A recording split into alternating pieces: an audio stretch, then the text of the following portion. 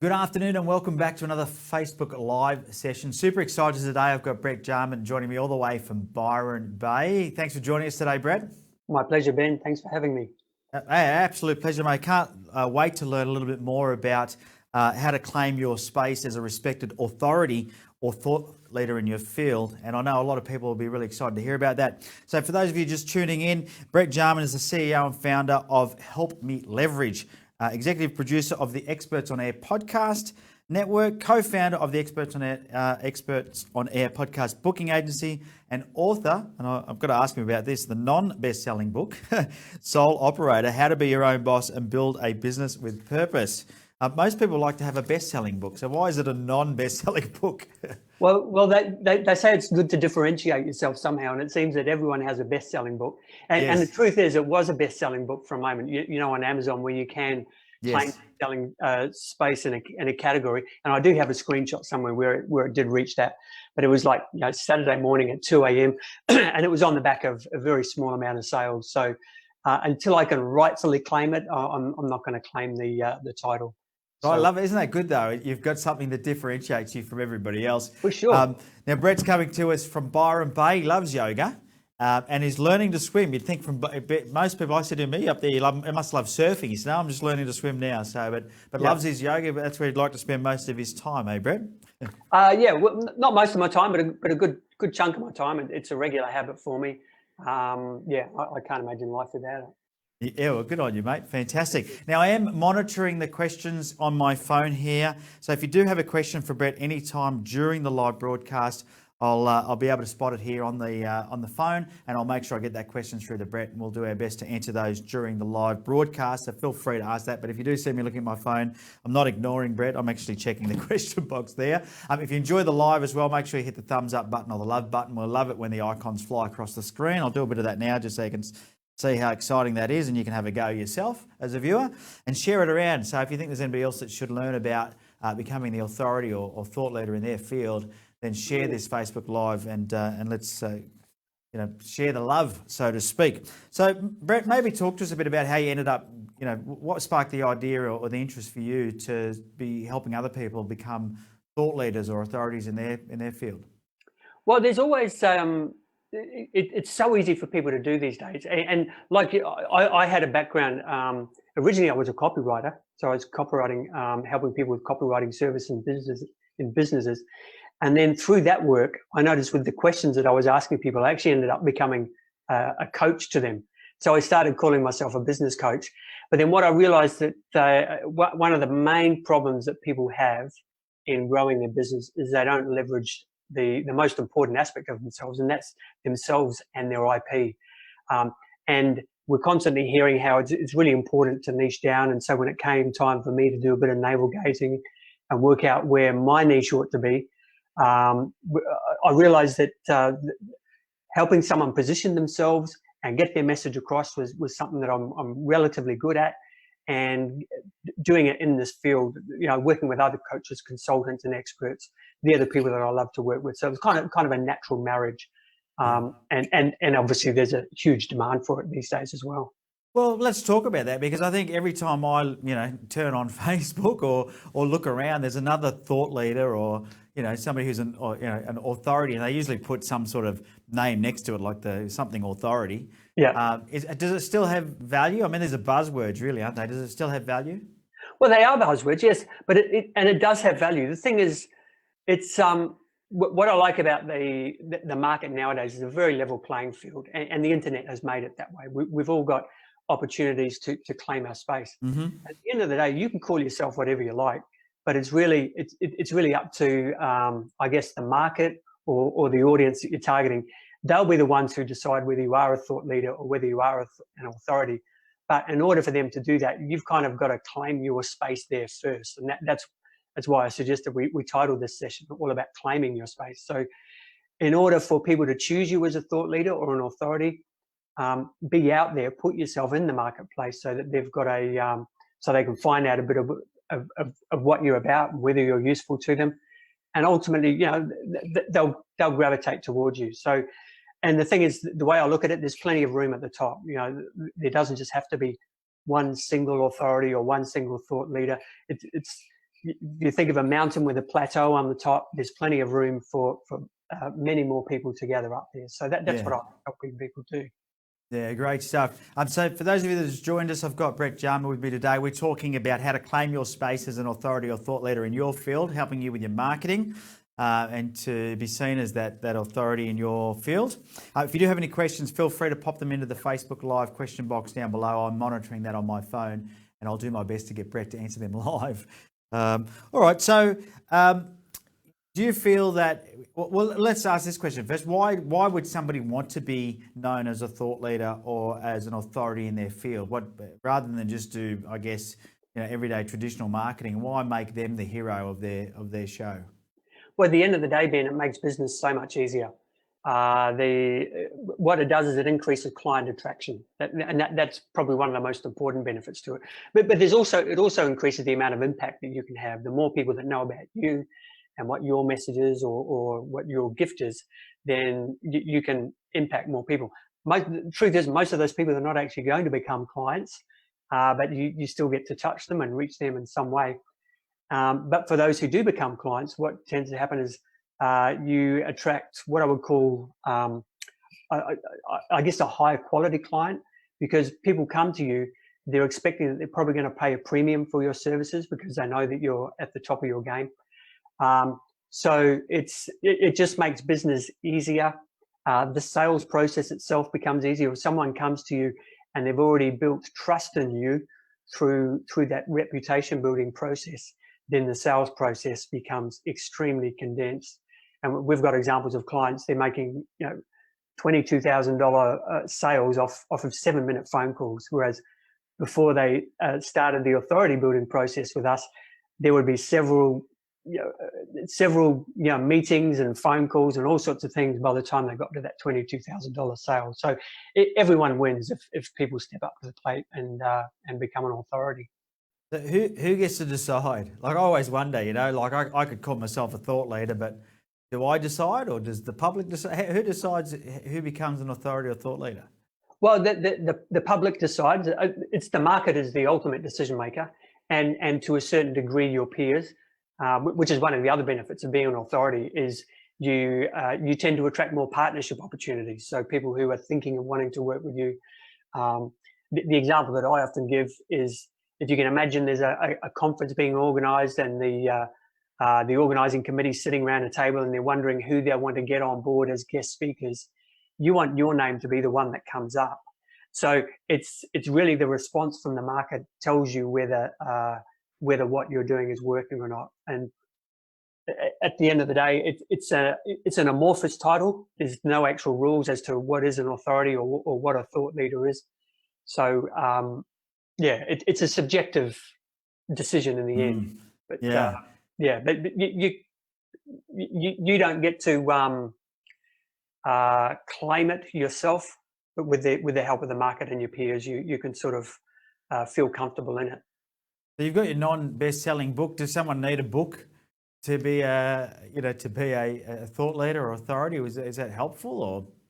Yeah, it certainly is helpful, but things have changed. Like, there was a time, 15, 20 years ago, when probably a book or being a public speaker were really the only two ways you had to stand out. Yeah. But now with the internet, we've got podcasts, we've got YouTube channels, we've got Facebook live shows. So there are so many other forms of media where you can stand out. That it's a book isn't critical, but it certainly does make things easier. But what I would also say about a book is that it's never been easier to produce and publish and promote a book than it is now. Like 15, 20 years ago, it was a hard slog. It would take people months to write the book, some time to publish it, and then they'd have to buy 1,000 copies. They'd end up with 990 of them stacked in the corner of the garage, and it would take them years to get rid of them. You don't have to go through all that now. So I do think it's advantageous to have one. It's kind of like the modern day business card, really. You can hand over a book rather than a business card. It makes you a bit more memorable. Yeah. Do you think a lot of people struggle with that, though? I mean, myself, I've struggled with writing a book, and do you think many people do? Oh, I know they do. I have conversations every week with people who, it's on their someday maybe list is to write a book. and they come up with all sorts of excuses and or reasons not to do it or to put it off. I think at the end of the day, people make it harder than it really is. When I wrote mine, it was about probably 6 years ago, and I actually did it as part of a group program, which definitely helped, because we were all there was this kind of peer support going on, and we had a mentor working with us. So we banged it out in a matter of, I think it was like 6 to 8 weeks, from a blank page to having a fully published book. So, but yeah, there are a lot of people who overthink just what they actually need to put in the book. They think they've got to write this sort of massive magnus opus kind of thing, whereas the appetite for the market nowadays is for something much smaller, much punchier. So it's doable, and anyone who says it's not, I would argue the point with them quite strongly. You would challenge them, no doubt. Yeah, for sure.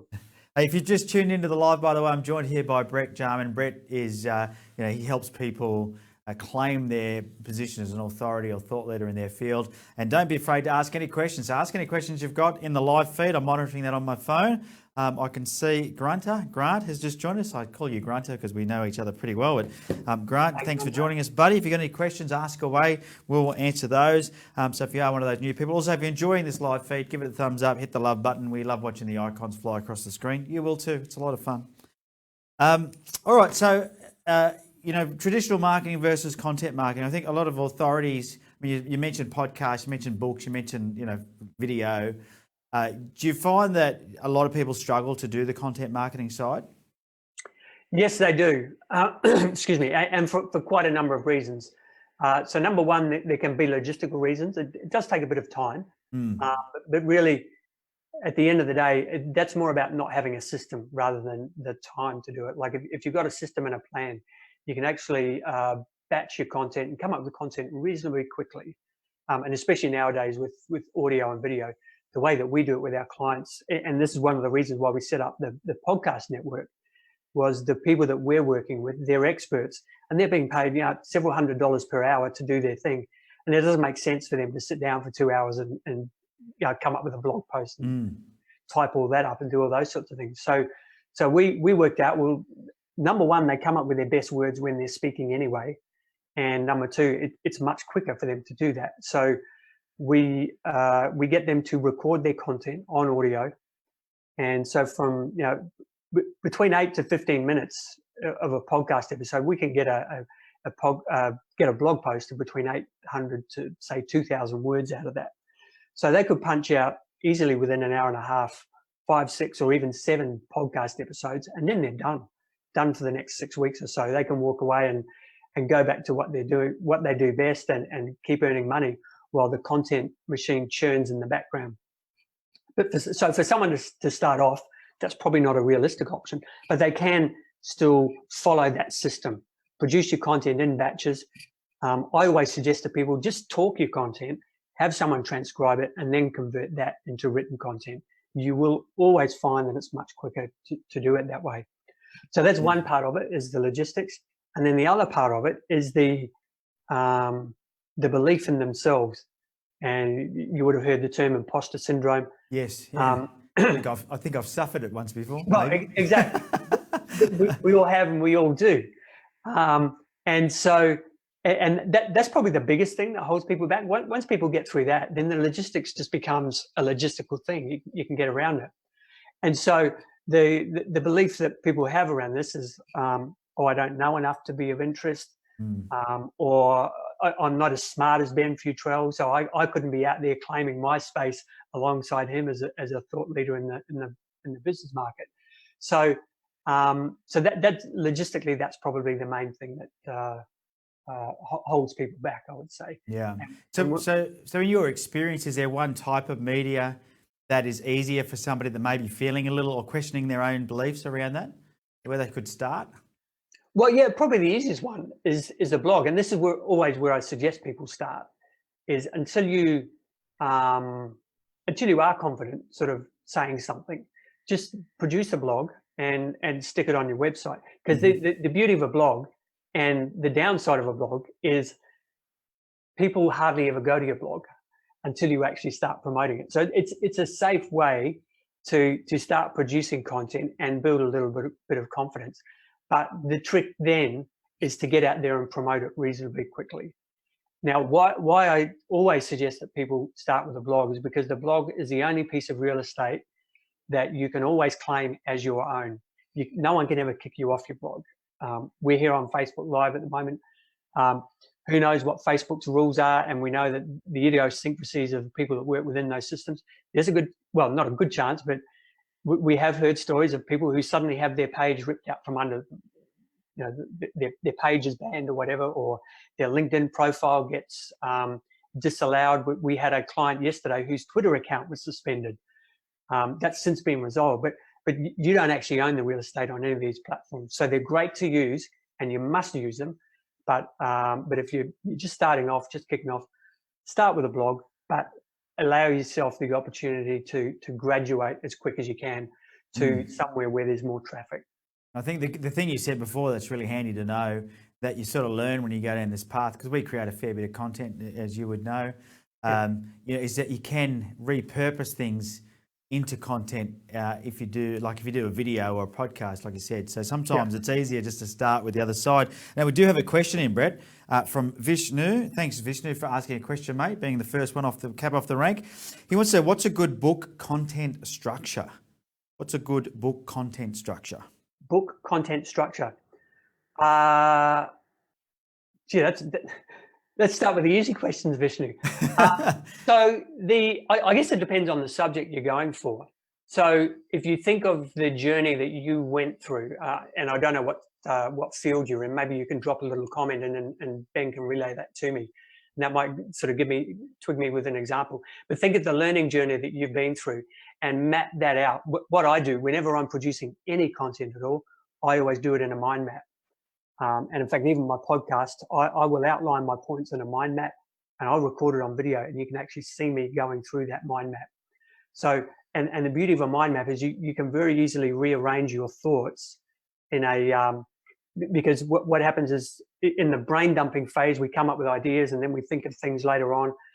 And so with a mind map, you can sort of very easily shift the order around. So, but back to the point of your question, which was what's a good book order of content. So he's in business coaching. There you go. Business coaching. Oh, okay. Yeah. So let's say you're writing a book about how to start a small business. Think of the journey that you've been through in starting your small business. So there might have been a period of doubt or mindset or overcoming the fear of leaving a job and starting your own business. Then there's the stage of preparing yourself. So what did you do to prepare yourself? Did you go to business school? Did you do a course somewhere? Or did you find someone to mentor you? So there's I guess you'd call it the pioneering stage. Then there's a bit of a learning stage. And then how did you plan things out next? So these are just examples of that journey. So if you map out the journey that someone would be going through in terms of the book that you're writing, or the subject matter of the book that you're writing, and then basically follow that. And what you may find in the end is you might look at it and think, you know what, there's actually 3 different books in here. There's one on starting a business. There's one on going through the critical sort of growth stages. And Ben knows this as well as anyone. Like he's had plenty of businesses in the past, and he can tell you there are so many different phases in the business. And I know the Maximize Profit model has phases in it. You could write a book literally about each of those phases. So so just think of the journey, Vishnu. That would be my great tips. Yeah, great tips for you there, Vishnu. Hopefully that helps you out. If you've just joined us, by the way, I'm here with Brett from Byron Bay. Brett Jarman. He's Jarman. He's a expert in helping people find their, I guess, or claiming their place as an authority or a thought leader in their field. So we're talking about that, and the question came up about books, because books is a part of that. If you're wondering why we're talking about that. Is it too late to jump on the bandwagon? Like I've mentioned before, especially in an industry like mine, there's a lot of experts and thought leaders in the business coaching space or business growth space. Would you say it's too late for some people to jump on the bandwagon? Is it saturated? Not at all. Not at all. And no matter what field you're in, Ben, because the thing is, one of the big trends that's happened over the past 10 to 15 years is the areas of specialization and niching that people have. Like, I don't know how long you've been in coaching, Ben, but 15 or 20 years ago, there was such a thing as a business coach. Now you have a coach for everything. You can have a content marketing coach. You can have an accounts coach, a mindset coach. And a lot of people do. They do have multiple coaches. So as business evolves, and as your accessibility to more people evolves, because gone are the days where you would only deal with the local businesses. You can have clients anywhere in the world. So there's plenty of room at the top. And I gave the example before of a mountain with a plateau. I think the bandwagon is there's plenty of room. It's got a good strong chassis, and anyone can jump on it. Yeah, that's a good tip. And is it like to be a thought leader or like an expert in your field or an authority in your field? Is it just about creating content, or is there other things, other strategies that you use to create that position? Well, yeah. As well as the content, you also want to get results. That's probably the more important thing. So the content is really just a way of making yourself useful to people. Because if people are out there getting results without even working with you, then they get excited by the possibility of working with you, because they can imagine, oh wow, imagine what it would be like working with that person, and that's what helps create demand. So being a thought leader in your industry, you could also be a leader in your industry. What are you doing to support others in their evolution, their development? Speaking at conferences or running workshops to assist other people. This platform here, I presume that's going to be helpful for someone who's watching the show today. They're going to get some ideas that they can walk away with themselves. So, the content is really just the means to an end, Ben. Yeah. And with it, and have you found that with content, I mean, like we know more and more people are doing it. You talked about blogs before, and that not many people are going to see it unless you put it out there. Is it worthwhile from your experience promoting your content through paid services like pay-per-click advertising or Facebook marketing? Yes, it's becoming more so now. In fact, we're changing our model slightly up until now with our podcast network. We haven't relied on paid traffic because we've got very good results just through organic search and through being strategic on LinkedIn. But we're rapidly working out that with paid traffic we can accelerate those results. So it's something that everyone can do at relatively low cost. All I would say is don't experiment with it. Well, at the end of the day, all paid promotion is a form of experimentation, but don't try to learn it all on your own. Don't sort of go out there and Google all you can on Facebook advertising and try to put a strategy together. Tap into some kind of an expert, either get a Facebook coach or work with a Facebook professional, so that you don't, because I know Facebook makes a lot of money from people who are spending money and getting the results. And, absolutely. and people complain about the cost of Facebook advertising going up. And I would say that the cost of Facebook advertising has gone up because it's so effective, and because there are so many smart people out there who really know how to use it strategically. So you want to become one of those people, or find someone who is that smart. Like you said, hire yourself a Facebook marketing coach, because there are some people out there doing this every day of the week. Yeah. And I always say to people, you wouldn't do your own dentistry, wouldn't you? You wouldn't try and give yourself a root canal. True. So you'd go to somebody who's got years of experiences of doing root canals, and you'd ask them to do it, Yeah. All right. Well, thanks to those of you that's joined us. I'm talking with Brett Jarman from up in Byron Bay. Brett's helping us understand how to claim your place as a authority or thought leader in your field. I can see Demi is now watching. G'day, Demi. How you going? Vishnu, Grant, Sonia. If you've got any questions, guys, feel free to ask them through. And I can't mention everybody, but there you go. If you've got questions, please do hit the like button if you're enjoying the live broadcast. You mentioned before podcasting, and as I said in your intro, I just want to make sure I get this right. It's Experts on Air podcast. So you're the executive producer of that. Podcasting is now something that I think a lot of people are doing that does give you that, I guess, status as a thought leader or an expert in your industry. But I think what stops people doing things like podcasts is it looks complex, doesn't it? Looks difficult to start. So how does someone go about doing that and easing their way in without it being too overwhelming? Well, to be honest, it's actually incredibly easy to do, Ben. Yeah. I would say if someone were to Google how to start a podcast now, they will come across, there'll probably be a 5,000 word blog post out there that will take them through every single step. And realistically, someone who started now could have a podcast up and running within 24 hours. There was a time where you probably needed fancy equipment, like you and I, we've both had Zoom recorders or got Zoom recorders. Honestly, you can do it with a phone now. You get reasonable audio quality with that. So probably the most important thing, the technicalities are actually not that dramatic. The most important thing is to be clear about who it is that who you want to serve, who you want to target, for want of a better word, and what it is that you've got to offer them. And then that will help you keep on track. And then give yourself a plan. So plan out your first 3 months of content so that you're not, the analogy for blog post writers, you never want to turn up to a blank piece of paper when you're writing a blog post. You always want to have a good stack of ideas. So spend probably a good couple of hours brainstorming some ideas. Do it with Post-it notes or a mind map, whatever your preferred tool is. The easiest way that I can think of to do this is think of all the questions that people have asked you over recent weeks and months. And those are the ideas, because if one person is asking you that question, there's probably hundreds of other people who have that same question and would like an answer. So, and they can be clients, they can be people who work for you or with you. It could even be someone at a barbecue. It could be a random question that they've asked you. So pop all those things down, come up with a content plan, and then just work out, okay, what are my bullet points? How would I walk through this particular subject? And then just punch out some episodes real quick. It's not that hard at all.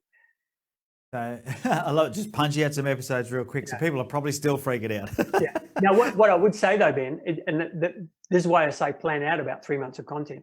The mistake most people make is they never get past the 7th episode.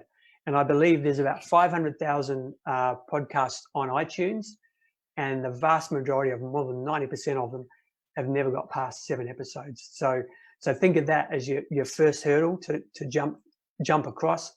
And so give yourself enough content to get past there, and then just sort of establish a regular rhythm or a routine to keep them going. And that's a really good tip as well, because I think, I had a podcast many years ago when it was really difficult to do. Yeah. And I think I did about 8 episodes and got disheartened because I didn't get any results really fast. Yeah. So if you are going to use it as a tool, sometimes it's like, buying space in a magazine. You wonder why you might do that. But, if you used it in your sales process, maybe it would help you. So maybe don't expect billions of people to download your podcast.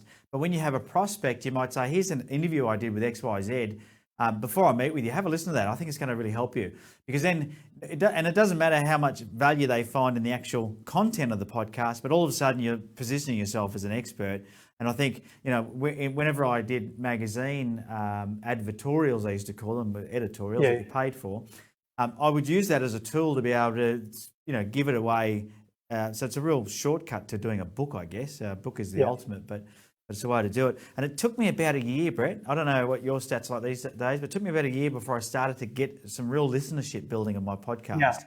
Yeah. Well, it depends on the niche that you're in, Ben. And you made a good point there. You don't actually have to chase thousands and thousands of listeners. And this is where a lot of people get discouraged, is they hear of the viral success stories and they think that that's what podcasting is. We've got clients who are getting really good interest and, making $22,000 deals off 7-minute phone calls. They don't have thousands of listeners to their podcast. They've just got a few hundred regulars. But it's the quality of the content, and so they're earning what I call compound interest, and I mean interest in the real sense of the word. Google has shown an interest in them. We were looking at their stats on their website yesterday. It starts off small, but it climbs and climbs and climbs and climbs. And you just be patient with it and use those first 10, 20, or even 30 episodes where no one seems to be taking an interest. Use them as your practice run, if you like. Yeah. Allow yourself a bit of latitude to not be perfect, but still rely on them as a resource to send people to later on. Because your first 10, you probably, when I listen back to my first 10 episodes, I cringe. So for sure. Funny how we grow over time and we get much better at it. All right, just looking through some of my notes here, as I know we're just about out of time, but I'm loving the chat we're having, and I'm sure everyone viewing is getting enormous value from this, Brett. So thank you, buddy. All right, why don't I finish off here? What, from your experience, I mean, you work with a lot of people that are claiming their position as the authority in their industry, or becoming a thought leader and using that from a marketing point of view. Is there, if I could only start one content marketing activity, or do one thing, like write a book or start a podcast or do a YouTube channel, is there one thing that you think is more effective over everything else that we should start with? Right. Okay. So I've already, normally I would tell people to start a blog, but I've already covered that. So what I'll do is I'll throw in a bonus hack here. Yeah. And that would be to find guest opportunities on other people's podcasts, because it's a great way to, number one, to make connections with potential partners and or clients. Like you and I first met because I interviewed you on my podcast. I think it was about a year ago now. Yes. And we'd never heard of each other before then, but now we've got a connection, and that's led to this opportunity again. So, but we've had like through the booking agency, we had a client who started with us. I think it was about 2 months ago. The very first podcast he was a guest on, the host actually has become a client, and he's now paying our client. He's now a $2,000 a month client for our client. So that's the kind of things that can happen from you being a guest on someone else's podcast, and that's before all the other benefits of the audience that's going to hear that episode as well. So there are a lot of people out there who are looking for quality guests, people of interest to have on their podcast. So that's another easy, another good place to start, and an easy way to sort of build a following and make connections. And it's great, isn't it? I mean, you talk about contacts that you create, like ourselves now, being connected. Some of the people that have contacted me to be on my podcast now, David Koch, Dr. John D. Martini, Guy Kawasaki. I mean, these are big names, and they contact us and say, "Can we get on Ben's podcast?" That's I don't think you can do that with many other tools, but a podcast really does give you that reach, and I think it's great. All right. Well, I think we're pretty much out of time, mate, but I know people will want to know more. So rather than leave them hanging, is there a way they can contact you, or something that you can offer if they want to find out more? Yeah, just pop along to our website, which is helpmeleverage.com. So 3 words, helpmeleverage.com. And from there, we've also got another one, expertsonair.fm. That's where the podcast network and the booking agency live. So either of those sites, you can find my contact details on there, and I'm more than happy to connect and have a chat and fill in some gaps. Fantastic. And we might get the team to pop that into the chat box down below, those 2 URLs, so you can go and check those out. Well, Brett, it's been great to catch up again, mate. I know you're living in the land of the lucky up there in Byron Bay. I wish I was up there. How's the weather today? It must be nice and warm. No, I wouldn't say it's warm. A bit of a chill on my toes, but it's still a great place to be. I enjoyed the lighthouse walk this morning, seeing the whales jumping. So yeah, very fortunate. You might want to put some socks on, mate. Sorry? Yeah. I'm out of the sandals, got shoes and socks today. I didn't know they sell socks or shoes in Byron Bay, but anyway. No, I go to Sydney to get socks. Thanks so much again, mate, for joining us. I really do appreciate it. And good luck with everything in the future. I love what you're doing. My pleasure, Ben. Thank you.